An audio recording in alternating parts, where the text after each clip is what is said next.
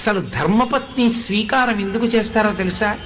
గృహిణిని ఎందుకు పొందుతారో తెలుసా? ఇల్లాలని ఆచమనం ఆవిడ వెయ్యాలి. ఏదో ఊరొచ్చినప్పుడు భార్య పక్కన లేకపోతే సరిగాని బ్రహ్మచారిగా ఉన్నప్పుడు తానే ఆచమనం చేసి, గృహస్థుగా ఉన్నప్పుడు తానే ఆచమనం చేస్తే ఇంకా భార్య ఎందుకు కాఫీ పెట్టడానికే? ఆవిడ ఏ విధంగా ధర్మపత్ని? ఆవిడని ఎలా ఉద్ధరించినట్టు? అది కాదు. ఆవిడ పూజంతా పక్కన కూర్చోదు, నీకు కావలసినవి తయారు చేస్తుంది. ఆమె అధికారం ఏమి అంటే ఆచమనం ఆవిడ వెయ్యాలి. తాడేపల్లి రాఘవనారాయణ శాస్త్రి గారని మహానుభావుడు మొన్న మాతో శ్రీశైలం వచ్చారు. వాళ్ళ అబ్బాయి రాఘవనారాయణ శాస్త్రి గారి పెళ్ళైన తర్వాత మేడ మీద కూర్చున్నారు. తండ్రి గారు మామగారు కలిసి వచ్చి రాఘవనారాయణ శాస్త్రి గారిని, నువ్వు పెళ్ళి ఎందుకు చేసుకున్నావురా అబ్బాయి అన్నారు మామగారు. అంటే ఆయన కోపం వచ్చింది. ఆ బాలాంబికని ధ్యానం చేశారు.